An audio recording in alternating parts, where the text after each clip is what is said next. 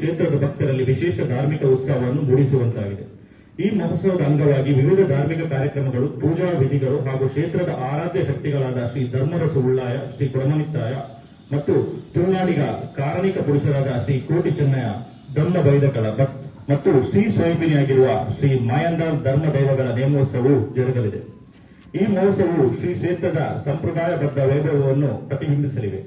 ಮಹೋತ್ಸವದ ಅವಧಿಯಲ್ಲಿ ಭಕ್ತಾದಿಗಳಿಗೆ ಪ್ರಸಾದ ಹಾಗೂ ಅನ್ನ ಸಂತರ್ಪಣೆ ಸಮರ್ಪಕವಾಗಿ ಕಲ್ಪಿಸಲಾಗಿದ್ದು, ದೂರದ ಊರುಗಳಿಂದ ಆಗಮಿಸುವ ಭಕ್ತರಿಗೆ ಅಗತ್ಯ ಸೌಕರ್ಯಗಳನ್ನು ವ್ಯವಸ್ಥೆ ಮಾಡಲಾಗಿದೆ. ಶ್ರೀ ಕ್ಷೇತ್ರದ ಅಭಿವೃದ್ಧಿ ಮತ್ತು ಪುನರ್ ಪ್ರತಿಷ್ಠೆ ಕಾರ್ಯಗಳನ್ನು ನೆರವೇರಿಸಲು ಸುಮಾರು 3.5 ಕೋಟಿ ರೂಪಾಯಿ ವೆಚ್ಚದಲ್ಲಿ ಧ್ವಜಸ್ತಂಭ, ರಾಜಗೋಪುರ, ಪ್ರಧಾನ ಮಹಾದ್ವಾರ, ತೀರ್ಥಕೆರೆ, ವಸಂತಕಟ್ಟೆ, ರಾಜನ್ ದೈವಗಳ ದೇವಸ್ಥಾನ, ಬ್ರಹ್ಮ ಬೈದಗಳ ಮಾಯಂದಾಲ ಶಕ್ತಿಗಳ ಗರೋಡಿಯು ಪುನರ್ ನಿರ್ಮಾಣವಾಗಿದೆ. ಭಕ್ತರ ಸಹಕಾರ ಮತ್ತು ದಾನ ಧರ್ಮದ ಫಲವಾಗಿ ಈ ಮಹತ್ವದ ಕಾರ್ಯ ಯಶಸ್ವಿಯಾಗಿ ಪೂರ್ಣಗೊಂಡಿದೆ.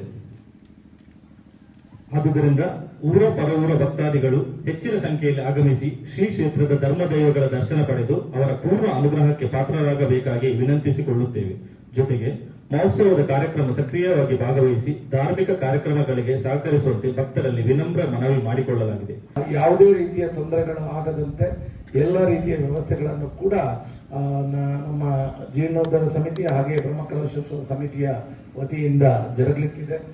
ಇದೊಂದು ಬಹಳ ಸಂತೋಷ ಅಂತ ಹೇಳಿದ್ರೆ, ಇವತ್ತು ಹಿರಿಯರ ಮಾರ್ಗದರ್ಶನ ಹಲವಾರು ಹಿರಿಯರು ಇದ್ದಾರೆ ನಮ್ಮ ಇದರಲ್ಲಿ. ಭುಜಂಗ ಶೆಟ್ಟರು ಇದ್ದಾರೆ, ಹಾಗೆ ಜಗನ್ನಾಥ ಅತ್ತರು, ಹಾಗೆ ಎಲ್ಲರೂ ನನ್ನ ಹೆಸರು ಹೇಳ್ತಿದ್ದೆ, ಎಲ್ಲ ಹಿರಿಯರು ಮತ್ತು ಕಿರಿಯರು ಒಟ್ಟಾಗಿ ಒಂದು ಶ್ರದ್ಧಾ ಭಕ್ತಿಯಿಂದ ಎಲ್ಲರೂ ಸೇರಿ ಕೂಡಿ ಆಗಿದ್ರಿಂದ ಈ ಕೆಲಸ ಇಷ್ಟು ವೇಗವಾಗಿ ಸುಸೂತ್ರವಾಗಿ ನಡೀತು ಎನ್ನುವಂತ ನೆಮ್ಮದಿ ನಮ್ಮೆಲ್ಲರಿಗೂ ಇದೆ.